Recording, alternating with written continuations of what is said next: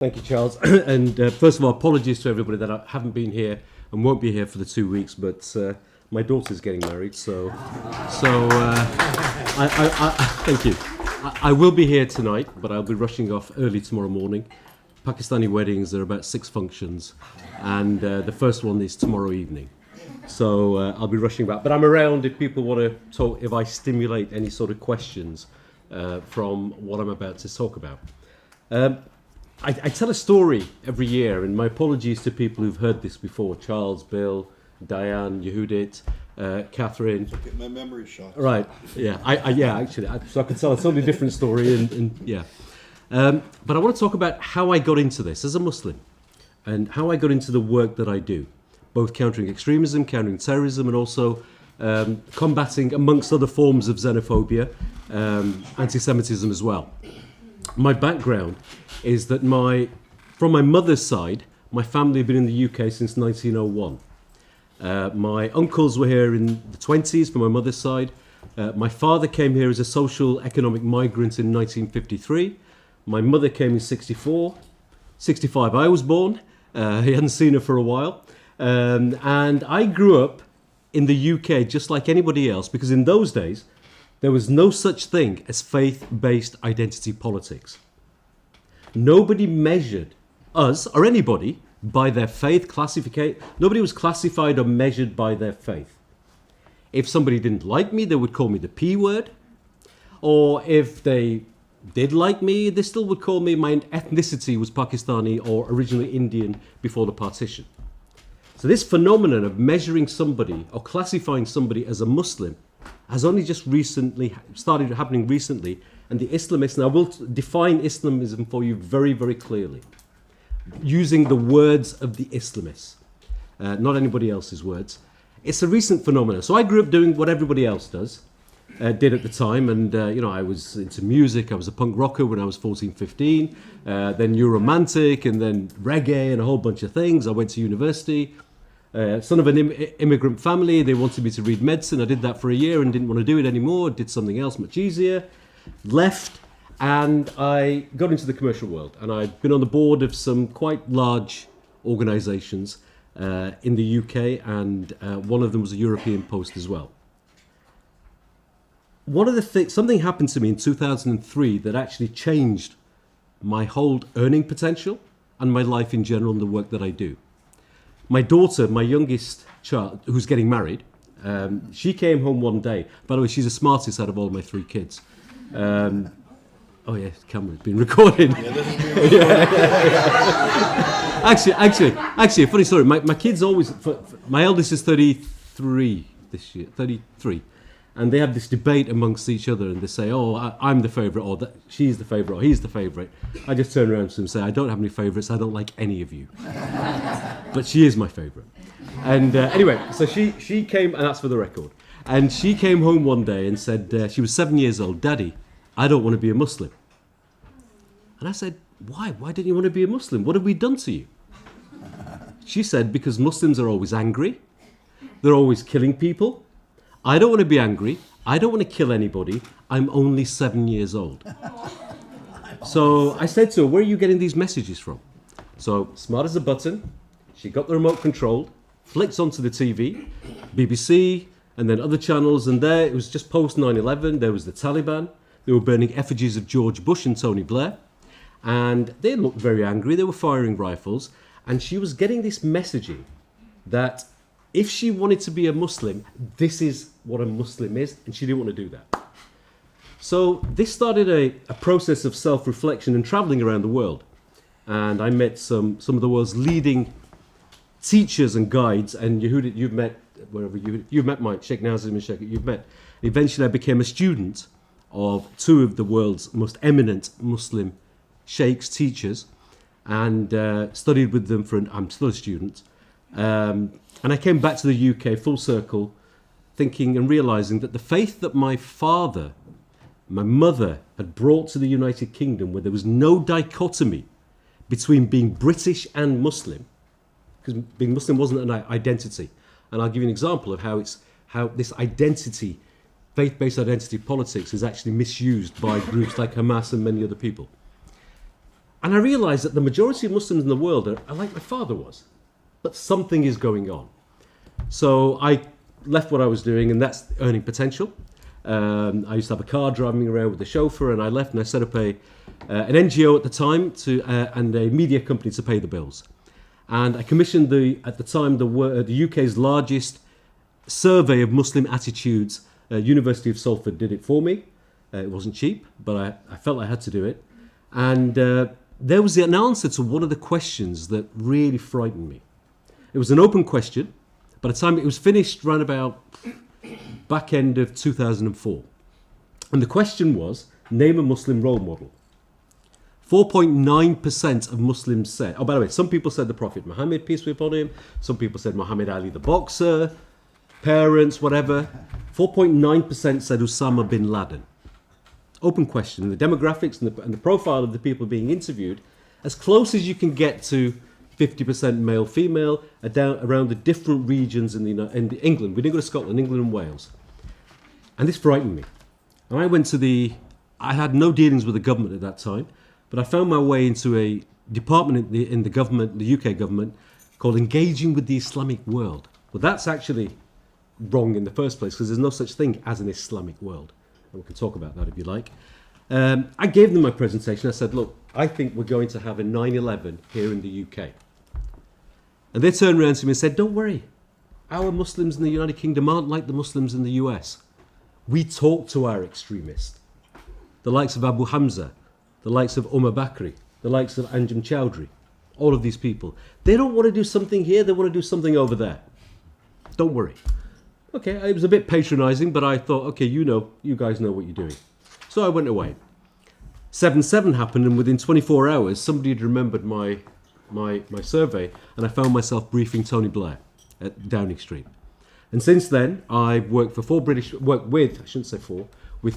Prime Ministers. I've worked with two, my organisation and myself indirectly as such, I've worked with two US presidents. We've worked with various governments around the world, DHS, Department of Homeland Security in the US, State Department in the UK and Europe, and I've worked for Europol. Have you guys heard of the CVE strategy? Combating Violence Extremism strategy? You must have. Okay, wow, okay. It was something that was written in the United Kingdom called the PVE strategy as part of the response to the terrorist attacks, Preventing Violence Extremism. And then by 2009, and I was one of the people, I have to be careful of my words because it's been recorded. I was one of the people consulted on it, but in reality I did much more on it. The government didn't listen to everything I had to say or wanted to say, all of my recommendations, so they took some things and didn't take other things. By 2009, we'd realised that there were many things in there that weren't working, and a guy called Quentin Wiktorowicz, who was in the US Embassy here, took it to the US, and we knew ours wasn't working, took it to the US under the Biden, was it Biden by then, 2009? Wasn't it? Obama, not Biden, I meant Obama. Under the Obama administration, took it there, and it's been adopted by the United Nations and everybody else. I'll show you where the holes are in a minute. The main part of the work that I did, Charles alluded to, was an organisation called Quilliam International. I've done many things, but Quilliam Foundation, Quilliam International, when I started, was a four-man operation, and two of the people that set it up, one was a former commander for Osama bin Laden against the Soviets, and left Al-Qaeda in that's being recorded and being monitored in 1999, 2000. Bin Laden told all of his commanders in a cave in Kandahar that there are plans to carry out attacks on US assets. That's the way he phrased it. And he stood up and said, I don't want any of this. The Americans saved my life, trained me. I didn't come here to fight the Americans. I came here to set up an Islamic State. I don't want to do anything. And the only reason he got out of the cave alive was all the Libyan Special Forces branch of Al-Qaeda, because he was head of that. Got up with him and he left. And then he went on to set up the Libyan Islamic Fighting Group in Libya, and since then disavowed the ideology and theology and realised the hypocrisy. He'd been radicalised when he was a young kid in the late 80s, and spent most of his time then doing something about it. The other person, Majid Nawaz, is quite high profile. Spent 5 years in Mubarak's torture chambers, because he was sent by a group called Hizb ut-Tahrir in the United Kingdom as a 19-year-old to go and try and instigate a military coup in Egypt so they could take over the armed forces and set up an Islamic State. After 9/11, he was rounded up. He happened to be there, and he was kept for 5 years without actually being found guilty. He was a political prisoner.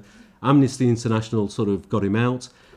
He'd read Animal Farm in there. He'd had some traditional classical Islamic training from Al-Azhar University, and he came back. It took him a year, and he disavowed the whole ideology and theology. Cost him his marriage, cost him his eldest son, relationship with his eldest son, because he was no longer a proper Muslim according to this Islamist group. And I was the third person who had never joined an Islamist group, but was very tempted as a youngster. But I had been a punk and an anarchist when I was at university, so I kind of understand. That work I did, and then for 1 year I was interim managing director of ISGAP. Now, as Charles mentioned, I'm working on Follow the Money project, and I'm also working on some other projects in the Middle East and other places. Just yesterday, set up a think tank in the United States called the American Center for Countering Extremism. I signed the documentation last night. I'm a trustee. American Center for Countering Extremism. American Center for Countering Extremism. And where is it? Ilhan Omar's district on purpose. Wait, are you serious? In Minnesota? Yep. Registered Delaware, County of Delaware. And the person who we've hired as executive director is probably going to get the Republican nomination. And probably won't even go to primaries. And she will be standing against Ilhan. She won't win. But that's not the reason why. He's the leading lawyer in Minnesota. Right. That's not what we should talk. That's not the reason why she's standing. There are tactical reasons. In the classic, there are 3 Ds to encountering certain Islamists and terrorists. One of them is disruption. There's other things as well. So that's what I'm doing at the moment.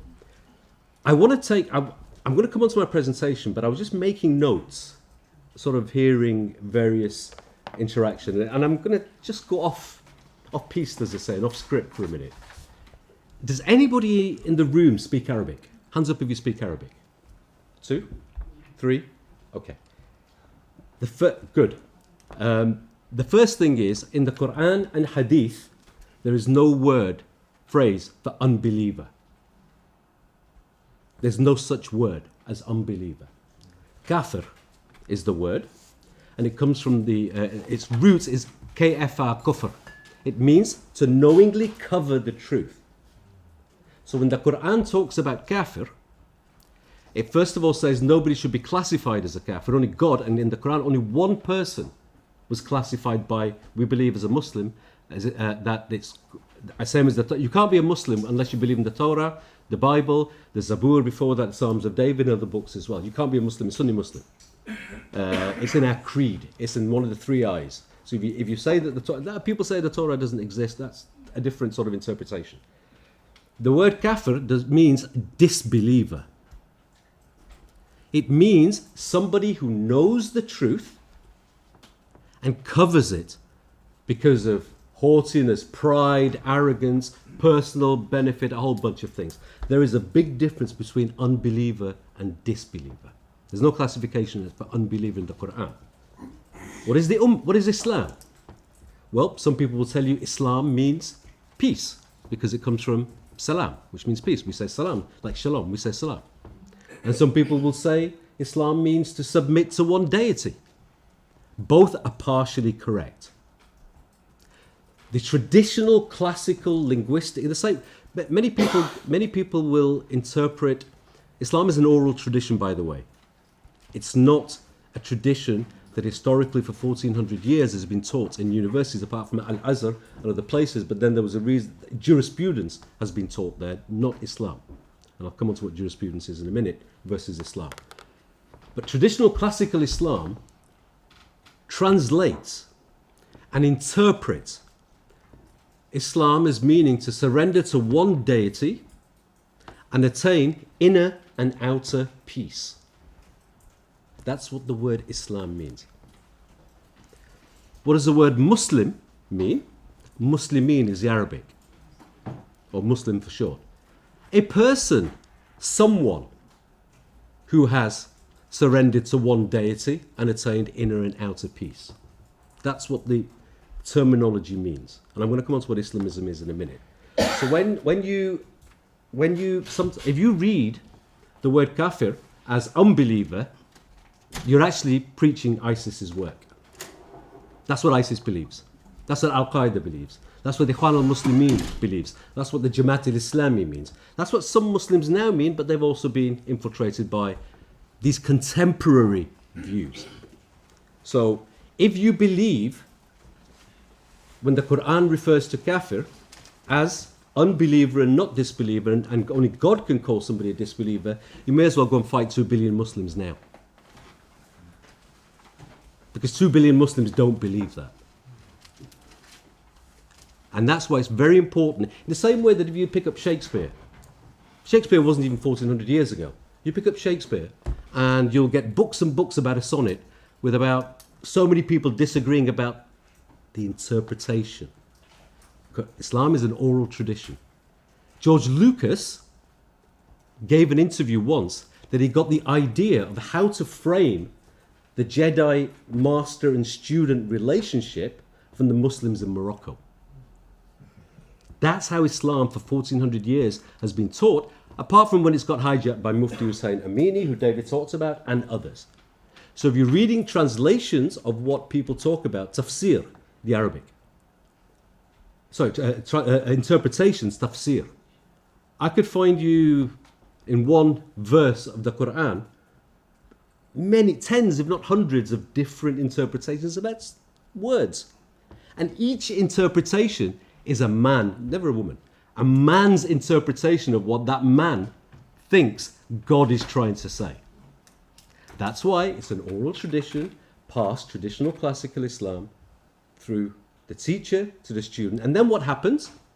When the teacher, the sheikh, not a milkshake, as people, there's so many sheikhs now, and I call them milkshakes, but a true sheikh who has knowledge of science, maqasid, the spirit of the law, maslaha, tasawwuf, all of these things, when you become a sheikh. If you then find that a student is of a certain aptitude, and wisdom is very, very important, by the way. It's very important. You don't give an ijazah, permission to teach or to guide or even talk about certain things until wisdom is a part of it, unless you're able to take that knowledge and actually turn that into, use wisdom to get that out to people. I have ijazahs in many, many things within Islam from Sheikh Hisham Kabani, who Yudik can testify, I'm sure, that he's one of the world's most eminent teachers on traditional classical Islam in the world. So it's very important, and I think it's very important that, rightly so, for the last week, you would have heard, I'm sure, that it's very important that Jews classify and identify themselves rather than other people, using the protocol of the elders, using all the tropes, identify and try and classify people who are Jewish. It's also very important that people who are Muslim, who follow traditional classical Islam, are at the forefront of combating this civil war that is going on in Islam. There's a civil war going on. The first casualties of civil war, in terms of fatal casualties, are Muslims. But the civil war that's going on is a traditional classical Islam versus, and it's not just Islamism. There's other things, there's Wahhabism, and there's many other isms as well. But Islamism is the biggest threat. So I think that's very important, and I wasn't actually going to talk about, but I think it's very important. I'm going to talk, the Quran says there is no compulsion in religion. It's very, very clear. The Quran says God guides, the same God as of Abraham, guides who, and they used he in the traditional classical Islam does not denote a gender to God, but men translate and interpret, so they use he, right? God guides who he wishes to. And the other thing that I think is very important in the Quran, it also says, it doesn't say that only people who follow Islam as is understood now, not by the definition that I said, only they will go to heaven. The Quran says very, very clearly, every human being shall get the reward for an atom's worth of good that they do. Every human being. So if you hear translations, interpretations in English or read them that don't have that spirit, that maqasid, the spirit of what's been in the interpretation, then you're actually reading and interpreting ISIS, Al-Qaeda, Boko Haram, Al-Shabaab, the same people that I'm fighting as a person who's a student of traditional classical Islam, ijazas in a whole bunch of different things, I'm also fighting. So we're allies. And by the way, you have to be allies, because we can't do this on our own, neither can you. So I'll move on now to the next bit. Okay. I hope that was useful. Yes. Okay. Right. So what am I going to talk about now? I'm going to talk about my definition of extremism. Actually, let me go back a bit. Islamist radicalization, the triple threat that our liberal secular democracies are facing. We are very fortunate, the majorities, if not all of us, that we live in a liberal secular democracy where there is a separation between church and state, where I can be a Muslim how I want to be, or you can be whoever you want to be, as long as you're not breaking the law. And it's a one law for everybody. And it's not based on one particular faith. Okay? That's very important. Many Muslims aren't that lucky, and other people aren't so lucky as well. But I also want to talk about how the far right and the far left, I don't actually even like that terminology anymore. But I'm going to use it, and I'll say why I don't like it in a minute. In a minute. And Islamist theocracies are the biggest threat to all of us. And how anti-Semitism just brings them all together. It's the fuel. It's the opium of the masses. If we coined this phrase, Quilliam, there were three of us sitting down. We tried to always be ahead of what we started as an organization that was focused on Islamist terrorism, jihadism. And I'll give you some definitions on those words on one of the slides. But then we saw the world had changed. And about 6 or 7 years ago, we just sat in our boardroom, and what are we fighting? It's not just Islamist terrorism. We're really focused. We had to be focused on combating extremism and terrorism on the ground with ISIS. We were part of the global coalition. Charles mentioned Europol. There were other bits of work that we were doing as well. But really, we saw this emergence of the far left and far right, and how they all work with each other. I'll come on to that. So, what is my definition of extremism? Everybody can have their own, but I have a particular definition. What is Islamism? Regressive left. That's a better word than the far left. Regressive left was coined by one of my former colleagues, Majid Nawaz. He's attributed on Wikipedia, no less, as being the first person to use that. The far right, the CVE strategy I mentioned, why it's important that we all work together. Then I'm going to get into the pathways, why anti-Semitism is important to extremists. Sadly, after doing this work since 2004, it's not just Islamists anymore in terms of Muslims that are anti-Semitic.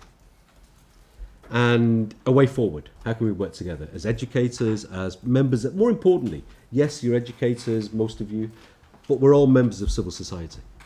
And this has to be a civil society response. Okay. I will go through these slides a little bit, because I didn't want to spend that long on sort of the earlier bit and sort of time my presentation. So most of you can read, but my definition of extremism is the desire to enforce illiberal views which are in a dichotomy to the liberal values that we all adhere to in a liberal secular democracies. And you can have non-violent or violent extremism. Somebody in the room actually mentioned the word extreme Islamism. I don't know, somebody mentioned it. Extremist Islamism in one of the questions. There's no such thing as extremist Islamism and non-extremist Islamism.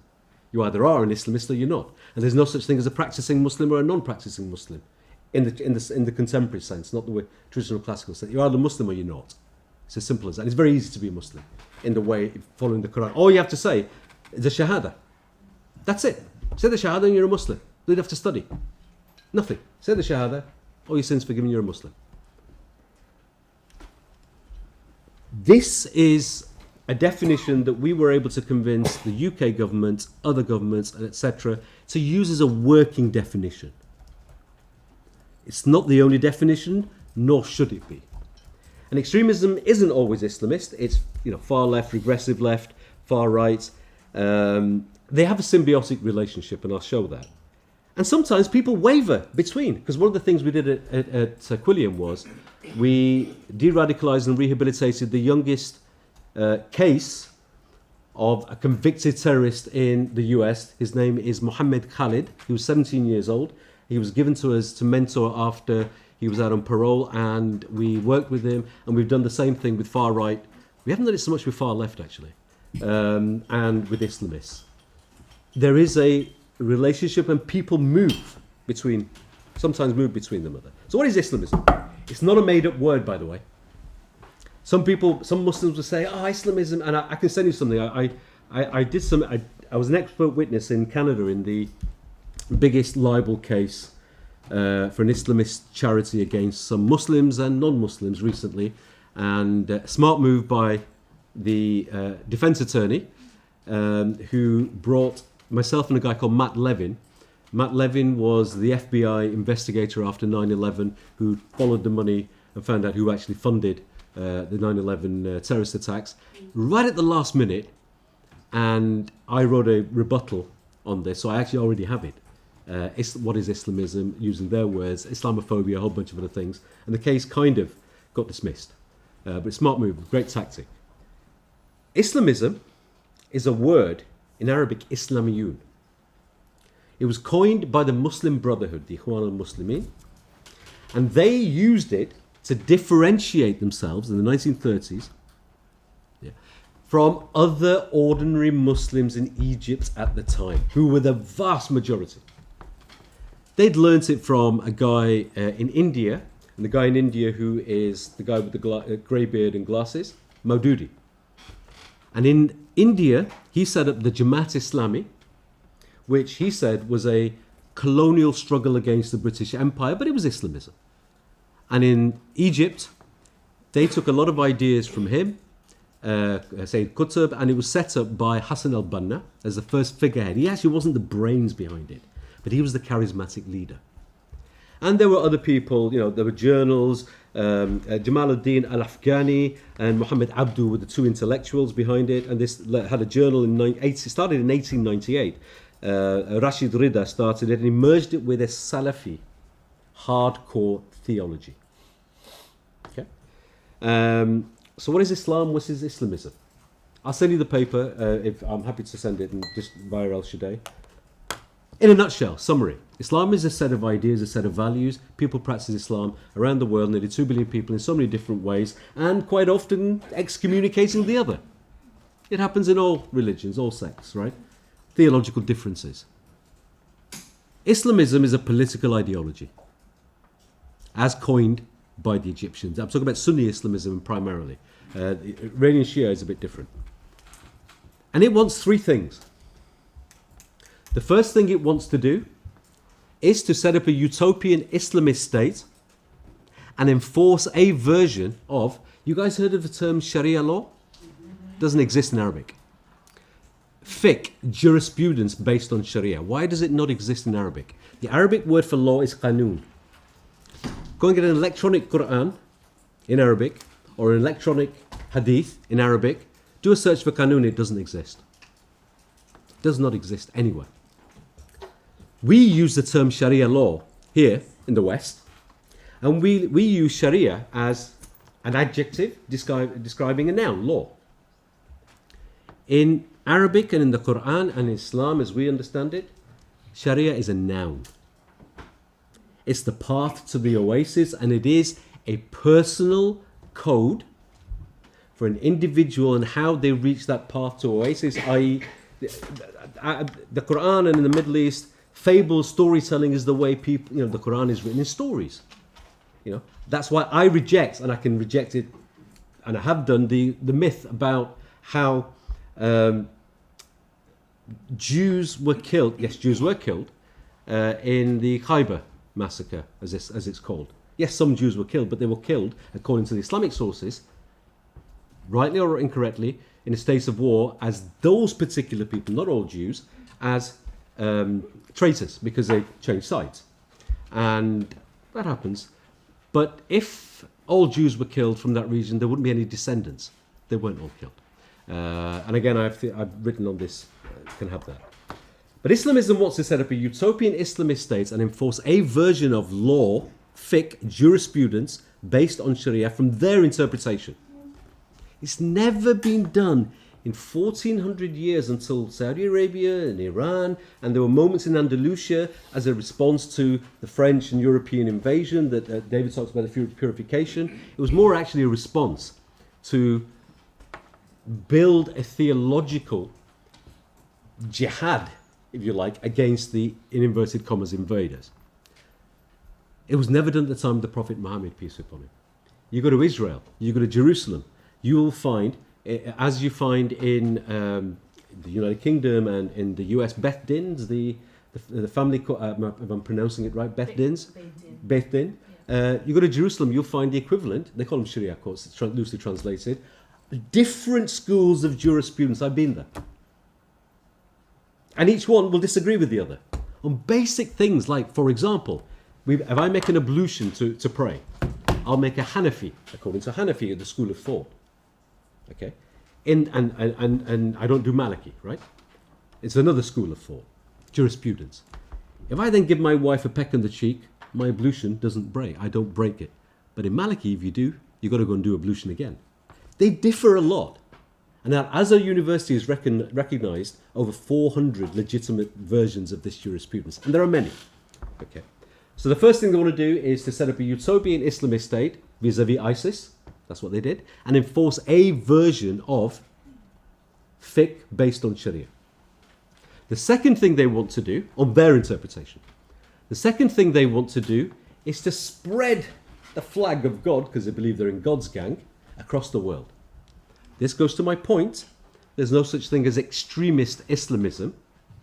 All Islamist subsects, groups, including Linda Sarsour and others, they believe in this.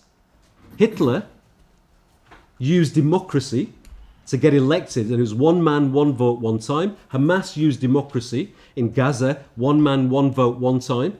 They will use whatever means. There was a raid on a cell, an Al-Qaeda cell, in Switzerland, a leading Muslim Brotherhood figure, and a document was uncovered, and it was just after 9/11. And they actually told us what they're going to do. The document is called a project. It's in Arabic.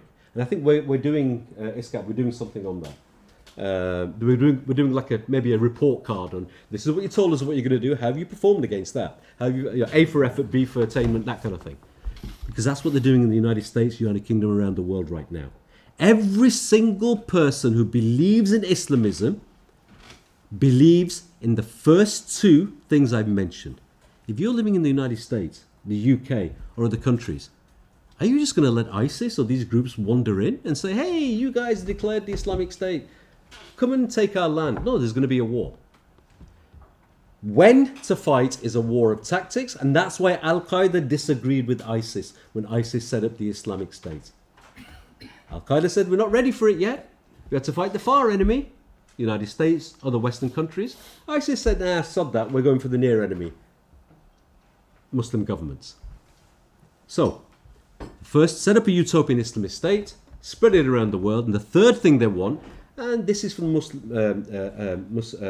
Umayn Hussein, the other people as well, because it is Israel is the opium. I actually didn't come up with the term. Mona Al-Tahawi came up with the term. Israel is the opium of the masses for Muslims, also for the far left and the far right. That's the third thing. Wipe Israel off the map.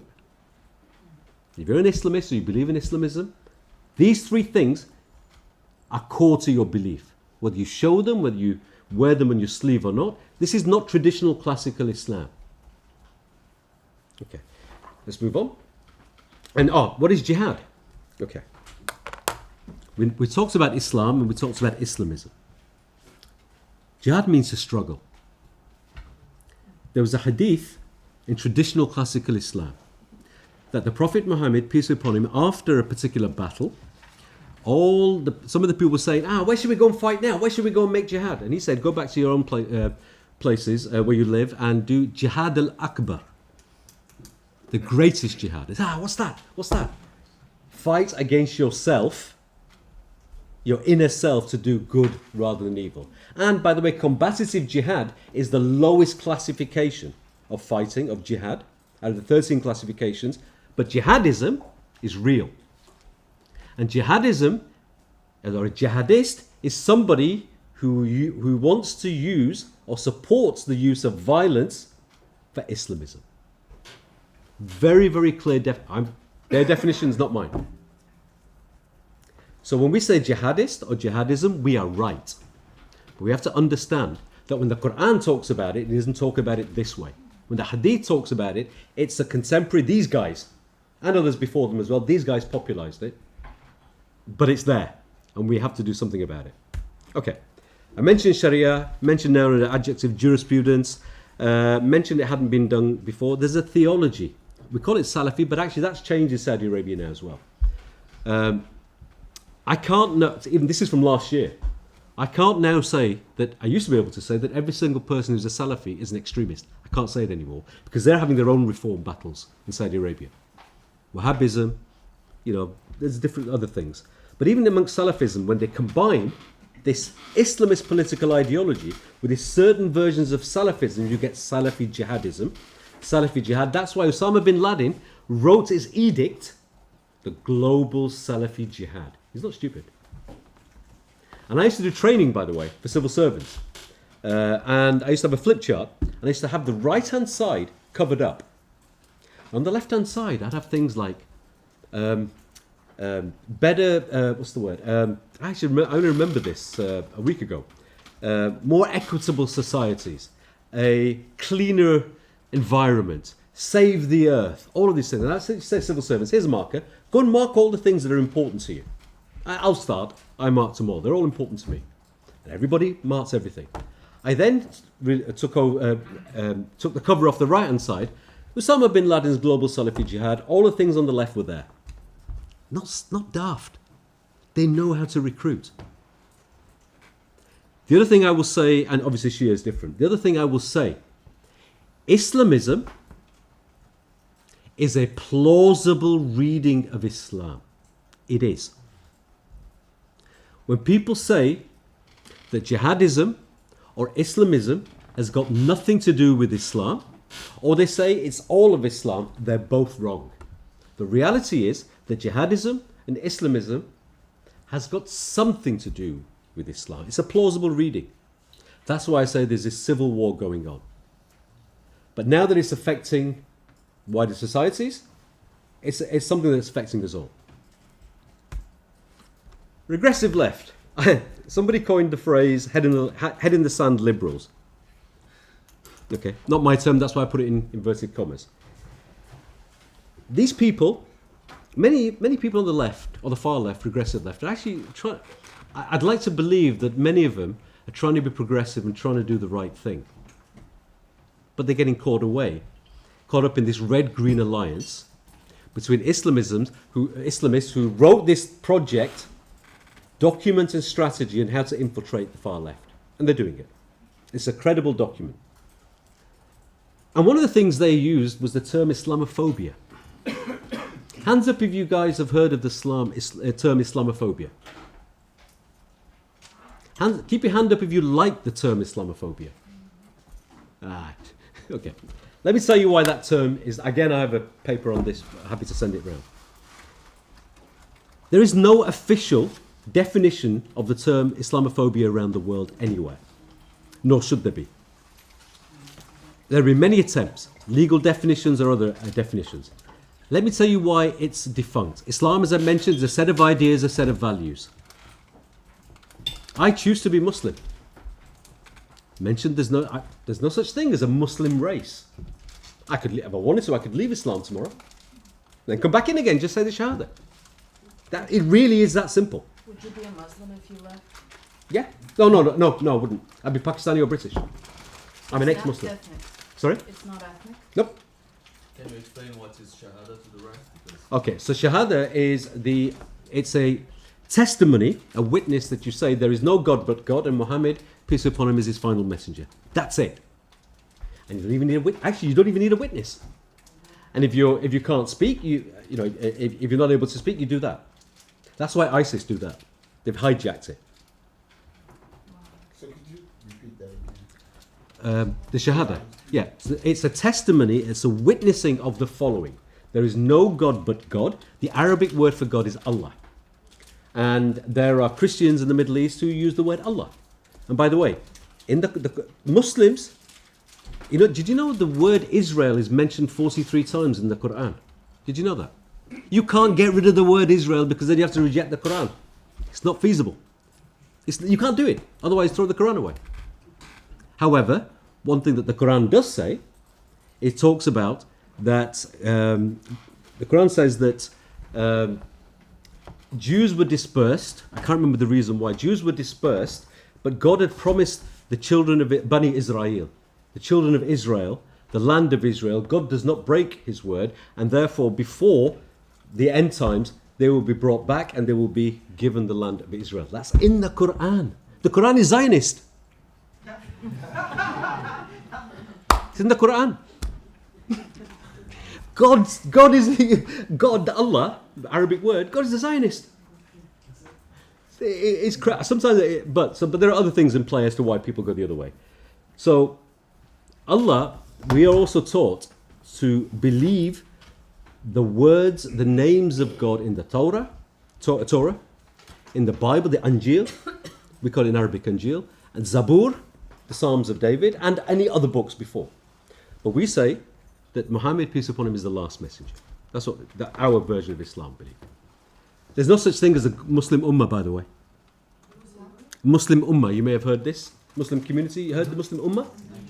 No such thing. No such thing. It's Ummah of Mu'min. What happened, there was a hadith that Hamas and all these people say that, their translation, and I'm paraphrasing, is that the Muslim Ummah is like one body.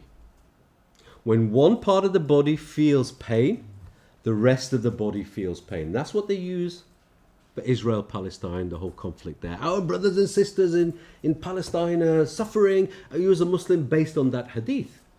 That's not what it says in Arabic, by the way. It doesn't say that. It says mu'min, believer. And as far as traditional classical Islam says, nobody can call somebody a disbeliever, only God. And every single person is either a believer. I can marry somebody who's Jewish, by the way. They don't have to convert. If God really believed, if Muslims in the Quran believed that a Jewish person was an unbeliever and you have to kill them and convert them, blah, blah, blah, why would God let me marry a Muslim woman? Prophet Muhammad, peace be upon him, married a Muslim woman. Don't know if you knew that. Sorry, Jewish woman. I'm sorry, I can marry a Jewish woman. Sorry, that's what I meant. These things have been hijacked, some of these things. And again, if you're reading that tafsir, that interpretation, you're doing ISIS's work, you're doing Al-Qaeda's work. So, but these people are bad, the ones who are doing it. Okay. So, that's the Shahada. So, far left, Islamophobia, Islam is a set of ideas, a set of values. I choose to be a Muslim. In a liberal secular democracy, I explain why that's so great, no set of ideas and no set of values should be beyond critique or satire. You guys, some of you may be old enough to remember Monty Python, Life of Brian. No set of ideas or values should be beyond critique or satire. However, no individual should be beneath dignity. That's why we persuaded the UK government and some other governments as well, not the US or Canada. Canada's the worst, actually. We for this. We were able to persuade the current government, the one before that, and Tony Blair and Gordon Brown was wavering, to use the term anti-Muslim hatred. Because then it's against an individual or a group of people. And there are laws already covering that. But these Islamists and others, they use the term Islam. Far left will use the term Islamophobia. You're saying something, stifle debate, criticism, whatever, Islamophobic. By the way, I'm an Islamophobe, according to some people. Go online, you'll see articles about me, I'm an Islamophobe. I was no platform by Warwick University, where I was we did an event where we were paying for it, LGBT Society in Warwick University, which is one of the Russell Group universities in the UK, usually always in the top 10. And we were there, and I was going to go there, our event, talk about how the Ottomans in the 1850s in the Tanzimat reforms were the first state in the world to decriminalize homosexuality. And they used Islam to do it, by the way.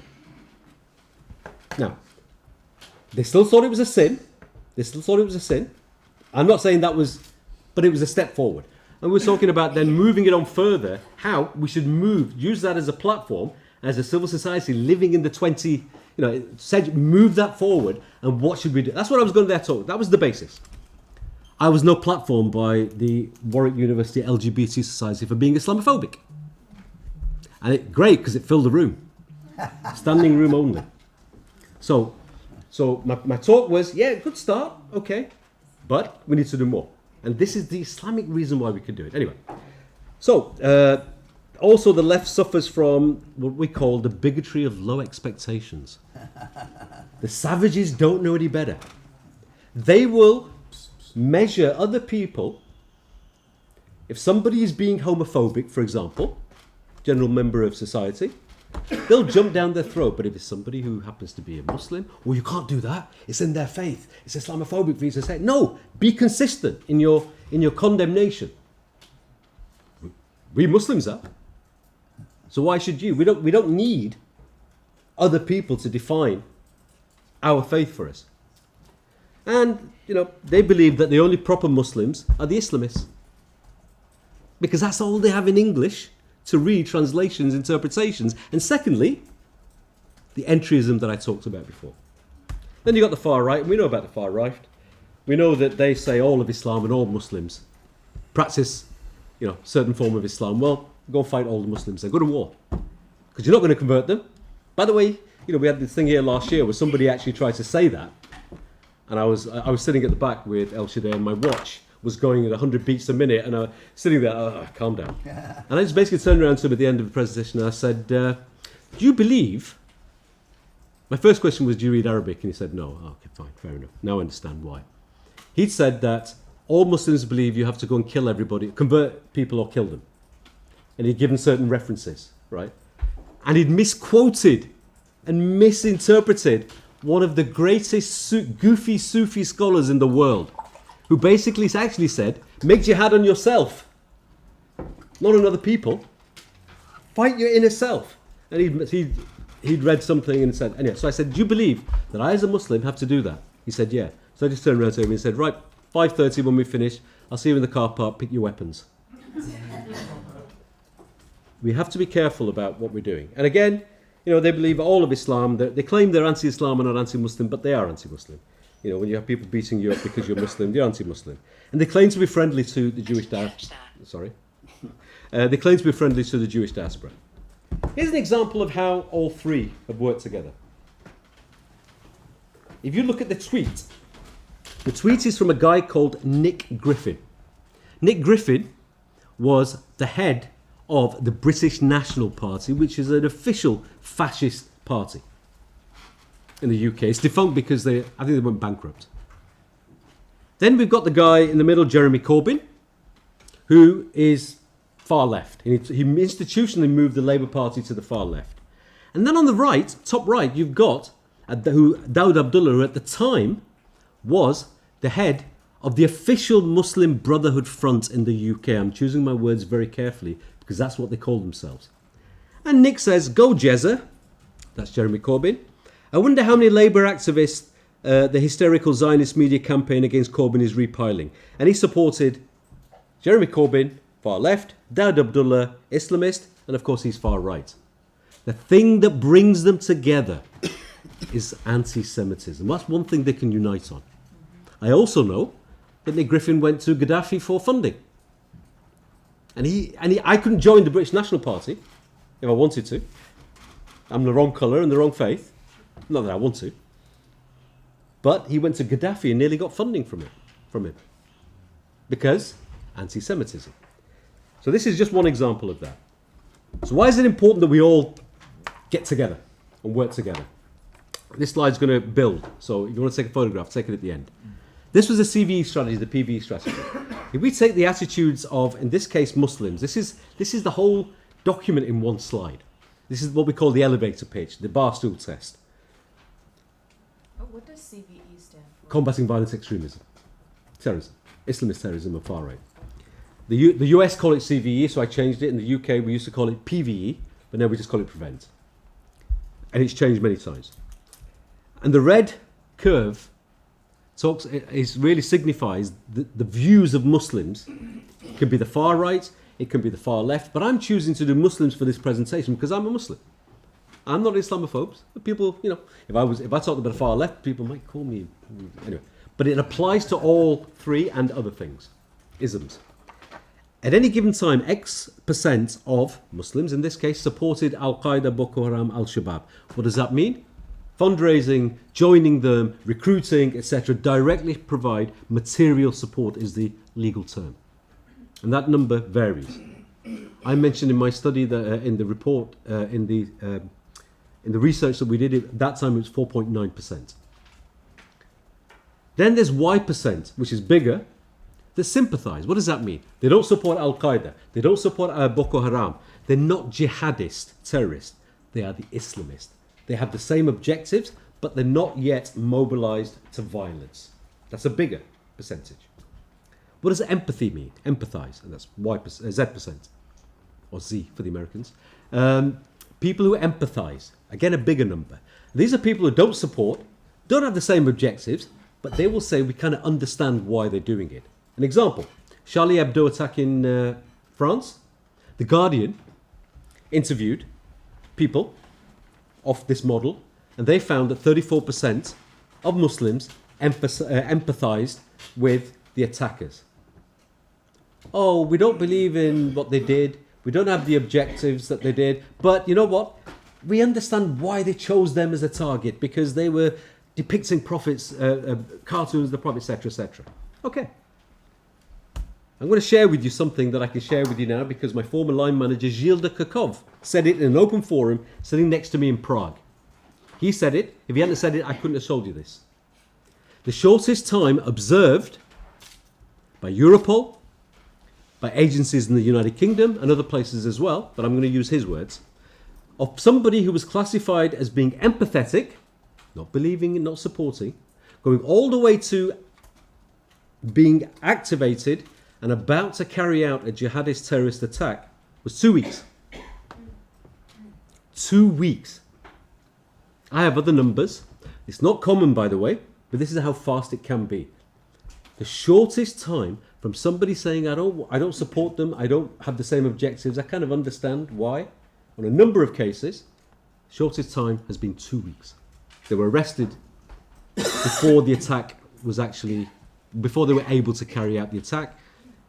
One of them, a number of them actually, tried in a court, open court, sentenced to a few of them sentenced to 25 years. That was the potential. That was how bad the potential attack could have been. I can't say anymore, but he said it, so I'm going to say it. Head of counterterrorism at Europol. For guys who don't know what Europol are, it's the European equivalent to the FBI. Okay. If we just focus on the sharp end and say it's not our problem, then it can be very fast. In these three areas, you guys, most of the people here, can't and nor should you provide interventions when somebody's providing support. You're not skilled and you're not trained for it. You potentially could have intellectual conversations with people if they are showing support. We have the same. We have the same objectives. You can actually absolutely must get involved when people are being empathetic, and the whole purpose is building resilience. The only way, look at that 2 weeks, is to move that graph to the left. As a civil society, the ideas are coming from the academy. We have some data which we can't share yet that Charles and I are involved in, proven by using all sorts of weird and wonderful artificial intelligence and machine learning, a whole bunch of things, that in the United States, Charles, can I mention this? Yeah. Am I reading you up? Going into the region from the universities. Sure. Okay. We have evidence, and it's something that's going to be published. Anti-Semitism, we used to think, we tested a hypothesis. We thought that where there's a lot of anti-Semitism in certain universities, maybe it's just because of the region. Maybe there's anti-Semitism in the region and it's seeping into the academy. We now have proof that it's the other way around. Wait, can you repeat that again?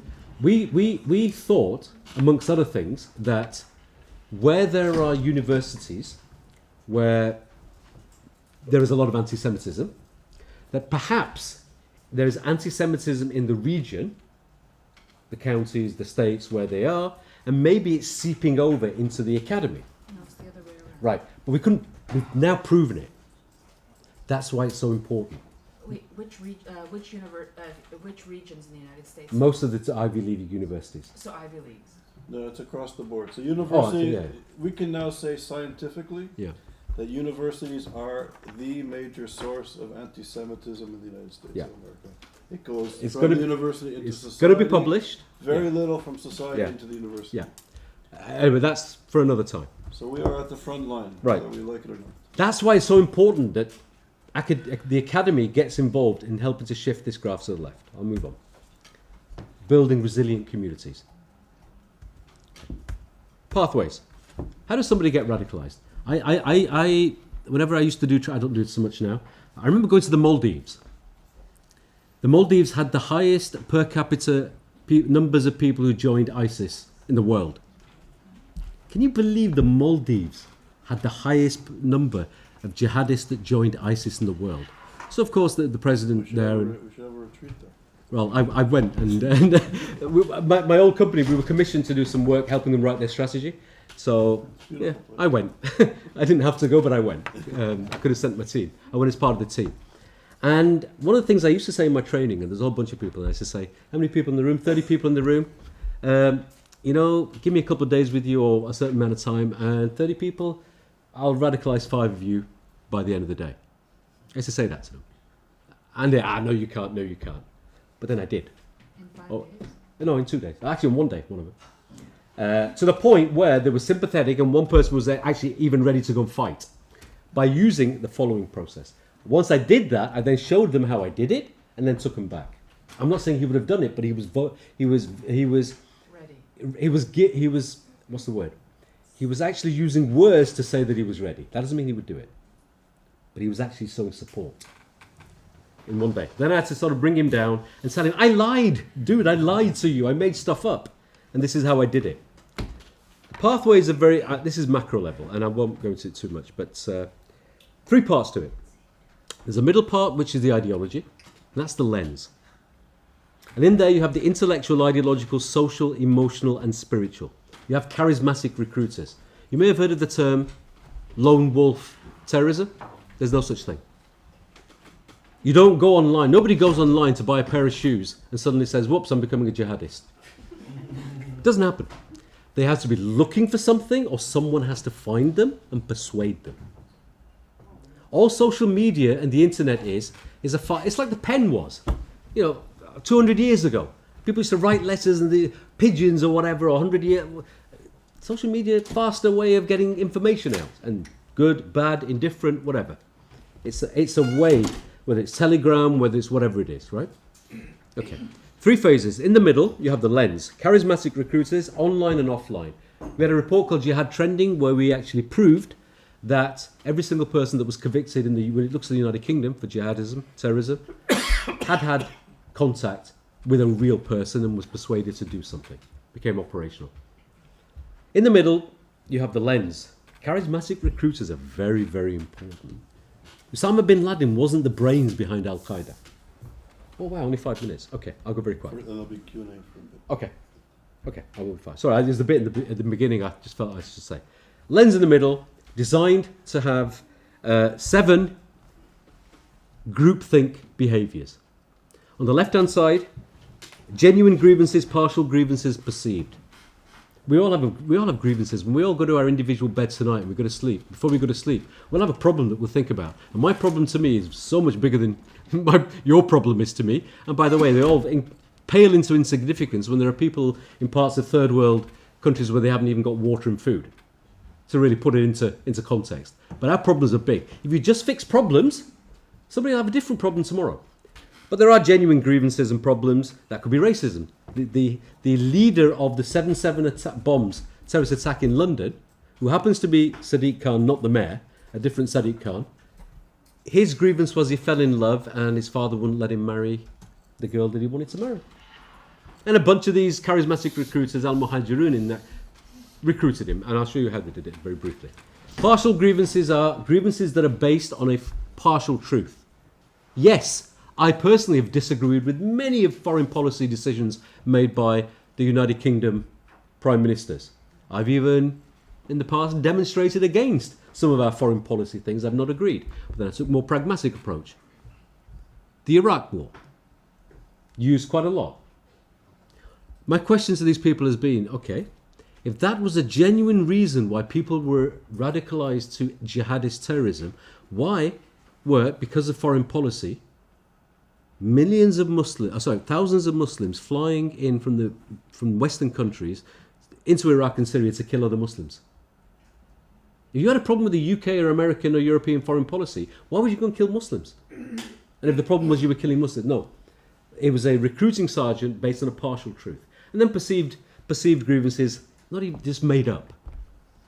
It's made up, and we have time in the Q&A, I can give you an example of how one was made up as somebody who was recruited. In the middle, you have 7 behaviors. The otherization, that everybody who is not part of this middle, this lens, everybody inside is one group, Islamists. And everybody outside of the group is excluded. Same with the far right, same with the far left, same with otherisms. They didn't invent this, by the way. They copied this. Then you've got the collectivization. Everybody outside is the same. The oppression narrative. Everybody outside is oppressing the people in the group, God's gang. Then you've got a collective guilt. Everybody outside of this gang, other Muslims, usually other Muslims, are complicit. Then you've got the supremacism narrative. That doesn't come in until stage 5. And by the way, even up until then, it's not illegal, and nor should it be in a liberal secular democracy. I spoke at a conference a week and a half, 2 weeks ago, about the Quran burning in Sweden and Torah. And it was actually a very good idea. It was Muslims and Jews coming together. I was the only first Muslim, after hearing so many people saying, let's ban these protests, who said, no, it's important that we don't ban them. I'm offended. One legitimate way of destroying a page in the Quran, according to all fiqh, is to burn it. You can bury it, you can put it in a river. But I was offended. So why am I offended? Because this guy was incitement to hatred, he wanted to make a point, clicks, etc. But I still defend the right for him to do that. Because it's the same rights that allow me to be a Muslim the way I want to be. I was the only person. But anyway, up until... I said a lie. There was another person later on, out of 25 people. Then we had this up to the supremacism narrative. Shouldn't be illegal, but we have a right as civil society to challenge those ideas, and we must. And then you get the violence. So ISIS, Al-Qaeda, Boko Haram don't radicalize anybody. They take people who've been taken up to these 5 stages, the sympathy bit, and they pull people over the edge. And that's why I can radicalize somebody in 1 day or 2 days, because some of them you identify who's there already. And they take them over and they say self-defense is important and violence is the only way. That's why you get the 2 weeks. Because other people are radicalizing these people in the first place. 2 points, number 5. I won't go into the women's. ISIS was a different thing. Why is anti-Semitism important? Well, to mobilize civil society, they do 3 things. The first thing is to get Muslims to believe that the way their traditional classical Islam was practiced by their parents is wrong. Bidah, haram, shirk, kufar. 4 key words that they use. The second thing is to set up a whole bunch of organizations that actually work together with umbrella groups that actually freeze out the majority of Muslims and act as spokespeople for Islam to people who may be in government, maybe in the police, etc. There is an organization in the United Kingdom that actually claims, and there's one in the United States as well, that claim to be the umbrella groups for speaking for Muslim rights. And they claim to be, the one in the UK claims to be the largest. And they say they've got 300-400 people, members. Well, we analysed that. Overwhelming majority of those are people's houses or somebody who's got a chapter somewhere and another chapter somewhere. It's the same groups. It's about, when we did it, they were claiming 300 and there's about 60 or 70. That's all it was. Smoke and mirrors. But they set up a whole bunch of ideas, groups that actually represent different parts of civil society, the academy being one, politics being another, etc. And then, the third thing they use, money. setting up of NGOs. Now it's actually a little bit different. They set up companies which got bankrupt after 18 months before they had to submit their first filing, and then okay. But typically they've used NGOs to fund these activities, mobilization. Social media is important though. Here is an example of when the far right attack happened in New Zealand, where the far right, Islamists and the regressive left came together and said it was a Mossad false flag operation. The guy who carried out the shooting was actually a member of Mossad, blah, blah, blah, blah, blah. And it got posted on Facebook. I've used this one because my son, my eldest son, replied to this group. And by the way, this group is not even Islamist. It's traditional classical Islam. It's a group that I belong to, my son belongs to. And he wrote on it, I don't want to, it's not right. It's a shame you have to post such a link to the whatever group it was. I see no correlation in the group for what it was set up for, i.e. spirituality, and conspiracy theory. Probably time I left the group. Peace out. That was my son. I was proud of him when he did that. And then they replied back, this group is against all kind of terrorism and extremism. If there are people in this group who have sympathy for Wahhabis, Salafis, ISIS, blah, blah, blah, welcome to leave. Any way you look at it, it's all a Dajjalic Yahudi. Dajjalic is the Antichrist. Yahudi is the Arabic for Jew. It's an Antichrist, end of times Antichrist, a Jewish trick, isn't it? Everything is. We're living in these times, right? May Allah may God protect us, shelter us. Then my son reported it to Facebook. And Facebook gave my son the proverbial 2 fingers up very diplomatically, saying there's nothing wrong with this. We're not going to take it off. So, anyway. It's not just Islamists, by the way. Now, this anti-Semitism has seeped into mainstream traditional classical Islam. It's my fault, it's civil society's fault, it's government's fault. We did not inoculate the followers of traditional classical Islam. And this is just a case study I did of somebody, and I presented this at the Global Forum. I won't go through the... By the way, yeah, I'm happy to share this, by the way. Way forward, let's work together. We must work together. We need to theologically deconstruct the anti-Semitic discourse, of course. There is a concept in Islam called Israeliyat.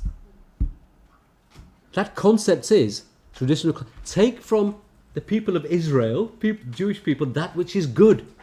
Because a message was sent to them that was good. If it's good, take it. And the scholars took it. We fast on Sunnis. We fast, Sunni fast on Ashura. Day of Ashura. We fast, it's not an obligatory fast.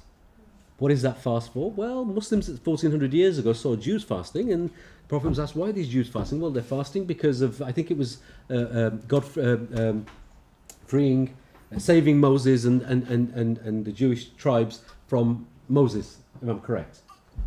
Fast, it's a great reason to fast. Moses, our brother, fast. We do it, and it's taken from Israelia. The Prophet Muhammad, peace be upon him, took it from Israelia. The concept of one ummah, we need to deconstruct that. It really is being hijacked. We need to deconstruct the hypocrisy of BDS together. By the way, there may be some people in here who have some sympathy for BDS. People have often tried to boycotting Israel. People have come to me in the past and said, you've got to get behind boycotting Israel. We've got to do an apartheid state. And I've said to them, quite a few people, I will entertain this debate if you are willing to apply the same principle to Pakistan. What? What do you mean? How can Pakistan be an apartheid state? I said, okay, let's talk about this. I don't have dual nationality. I could have Pakistani nationality if I wanted to. But I don't take it. I haven't took it. For a number of reasons. One of the reasons, I have to sign a piece of paper that says Ahmadiyya, who want self-identify as Muslims, are second-class citizens. Wow. I didn't want to do that. You can have a theological debate to say, theologians can debate as to why one group is... Muslims do it all the time, right? But I don't want to treat anybody as a second-class group, people as second-class citizen. So I'm into it. So then apply that same level of argument to Pakistan. If you're willing to entertain that debate, I'm willing to have this discussion. Otherwise, don't bother. So, but there's many more.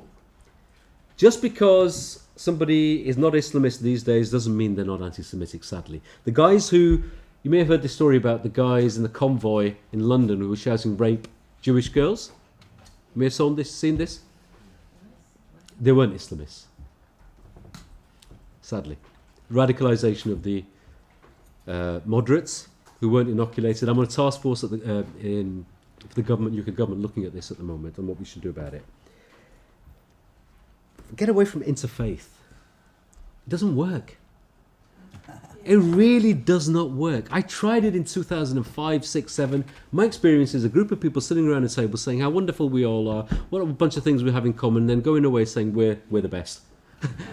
Cursing each other's views. Doesn't work. Get involved. You know, I this is me. We have this multiculturalism in the United Kingdom where we celebrate each other's differences. Why can't we follow omniculturalism? There are so many things that we have as human beings, people of different faiths, different ethnicities, that are the same. Focus on my thing, omniculturalism. That's my big bear, and make whatever. Sadly, make mainstream countering anti-Semitism sexy is my word. What I mean by that is make it easy for people to receive whatever it is you're doing. Talk to people in the language that they can understand. Final, just got one slide. We can't get away from narratives. We can't get away from stories. I mentioned the Quran is a bunch of stories. That's what it is. We human beings like to receive information in stories and narratives and fables and various things with some certain messages in. The time we're living in is, we are living more so in the age of narratives with social media, etc. There is, whoever controls the narrative, whoever controls the way that this story, the narratives are told, wins. They start to have an impact on the truth, in inverted commas. As academics, as people in civil society, we need to maybe think about how you guys might want to put your curriculums together and other people in combating anti-Semitism. And the final thing is, a couple of things. I've just re-emphasised, anti-Semitism is the most dangerous form of racism on the planet. I really believe that, and so do other people. It isn't surprising to me that hating Jews is something that those on the far left advocate, those on the far right advocate, and Islamist theocrats advocate. It's the form of racism that brings the triple threat to democracies together. And finally, this was very rare for me to say something clever, but I did on this interview, so I use it. This is not, what we're having right now is, it's not an ideological struggle between Muslims and non-Muslims. I'm talking about from an Islamist perspective. This is a struggle between good and evil. I really believe that. So when people tell you you're Islamophobic and you're actually on the side of the angels, remember that. The dark side of the force only goes after you when you're having an impact. So it's a battle, it's a struggle between good and evil, and it's not dependent on what faith or non you practice. This is so important, and I'm going to end there, so I'll take questions.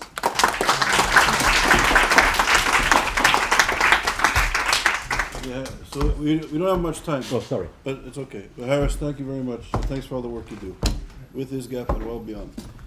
I have a question. I want to respond. I'll be brief, and please respond briefly. Okay, I'll be brief. You mentioned it. Muslims are the greatest victim to this. They are, it's a civil war, and there's spaces where there's horrific violence, often against innocent people. There's a lot of people in the Jewish community, and there's a lot of Jewish scholars, and then people who are, I think, of goodwill, who are sensitive, and I think, and some people have articulated it here. If you guys could please listen.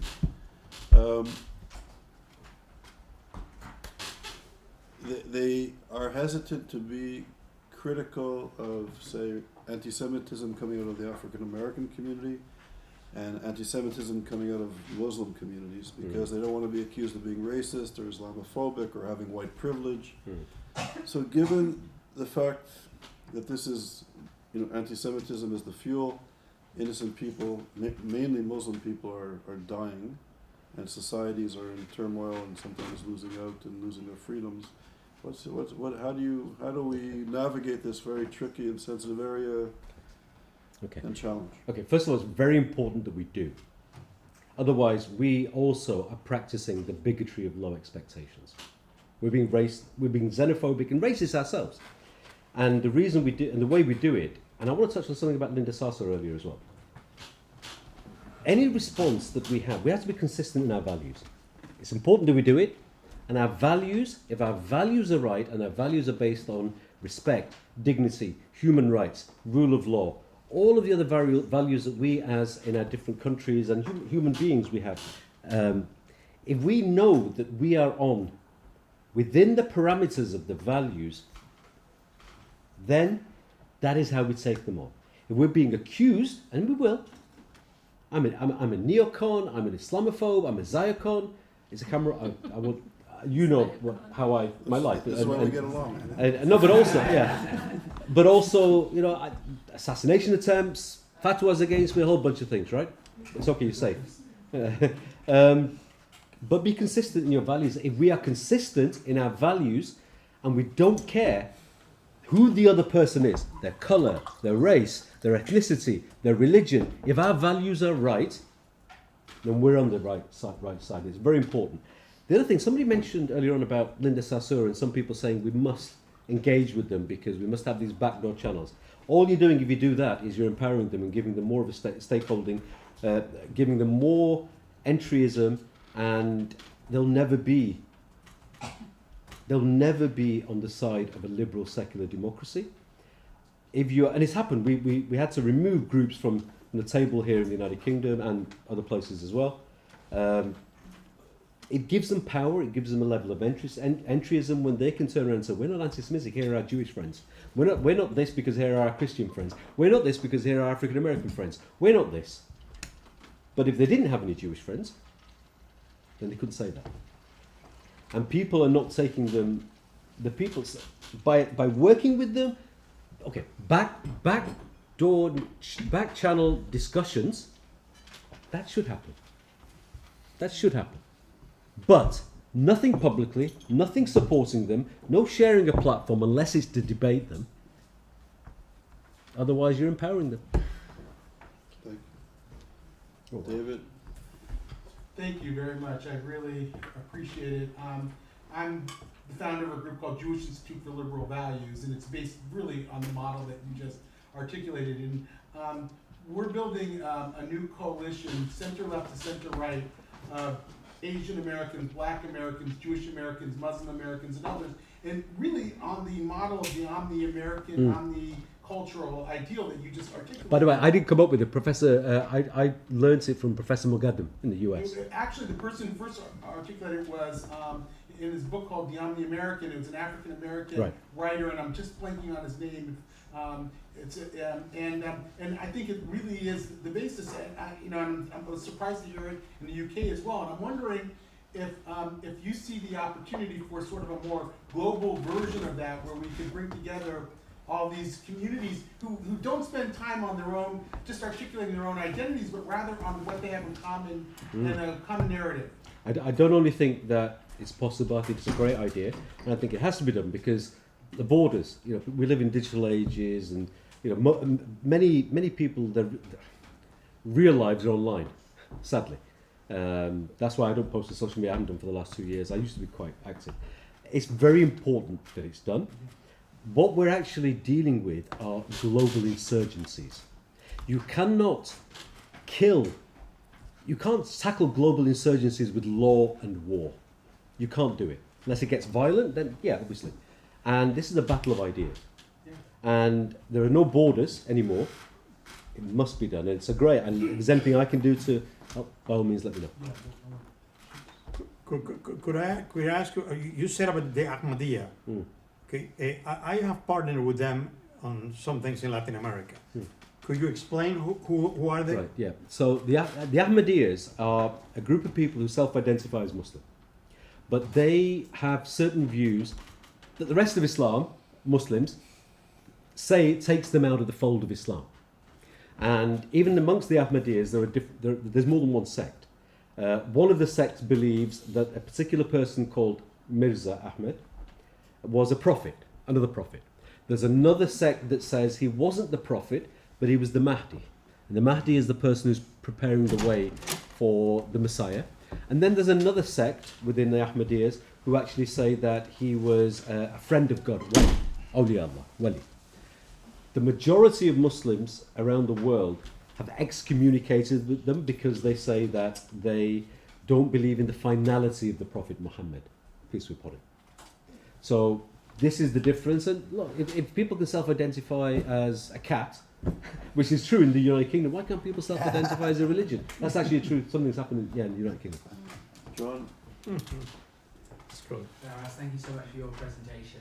It was very moving. I come from Oxford, and the primary and secondary schools that I went to 15 minutes from here, like white kids were not the majority in either. We would every morning it would be the Lord's Prayer, and then Assalamu alaikum, salam. And I think your presentation does so skillfully at showing the love and the community and the spirituality within Islam. And I think that's so essential for this presentation and wider kind of course on anti-Semitism.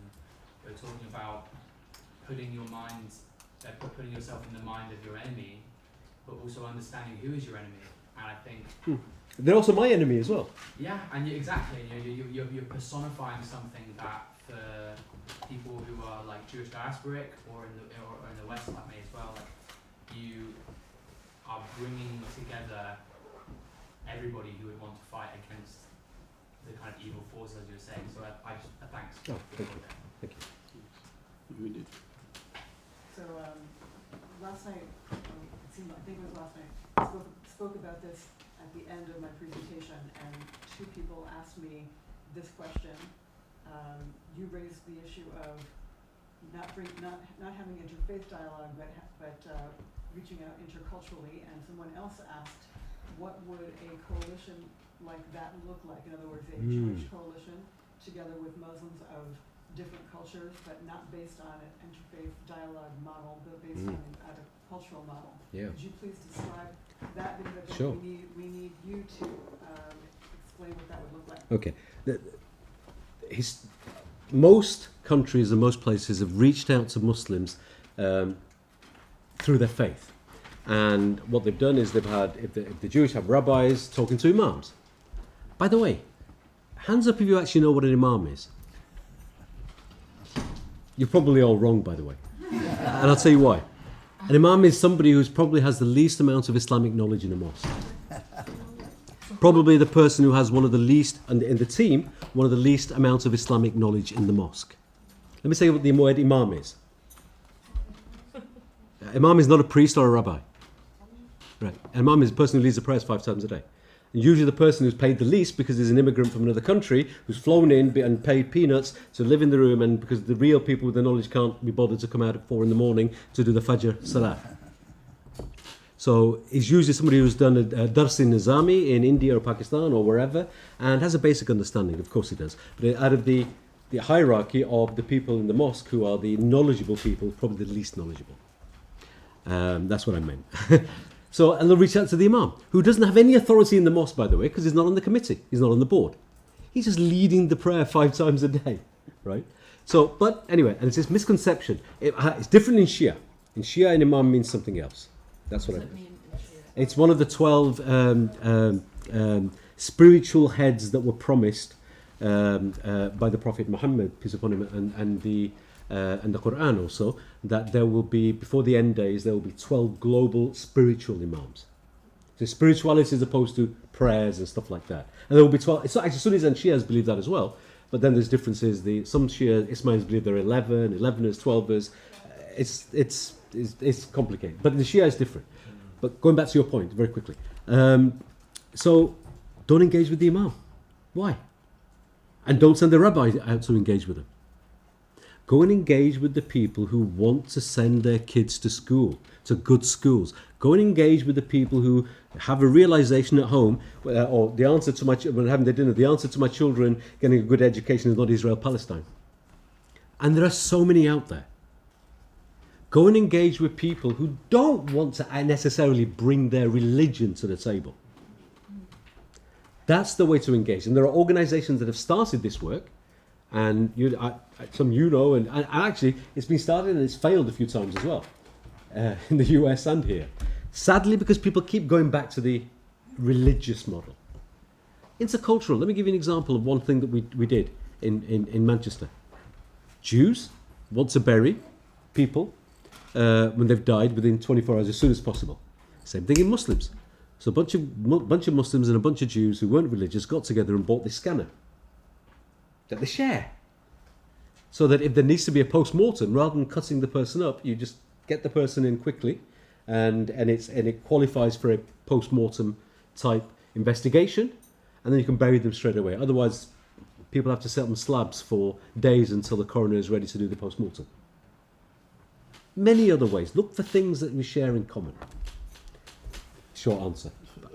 Final, okay, you know what? We have a few, we'll extend it a bit. So Bilal and then Miriam, quick points, and then we'll collect the 2 points, and then Haras will have the final word. Yeah, first thing, I wanted to thank you, Charles, for putting together all this, of course, with the help of others, and especially to Haras. Because if I summarize your intervention yesterday, I will say, oh boy.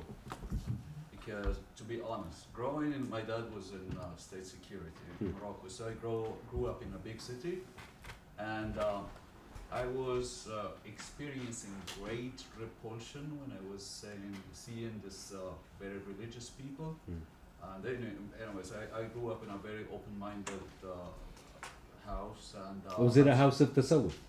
No. Oh, okay. So I grew up as a spiritual person, even if I was a Muslim boy. And the way I actually described everything, even the terminology, in Morocco, I guess that's a majority of population is Amazigh, so it's very hard actually to grasp what you explained there.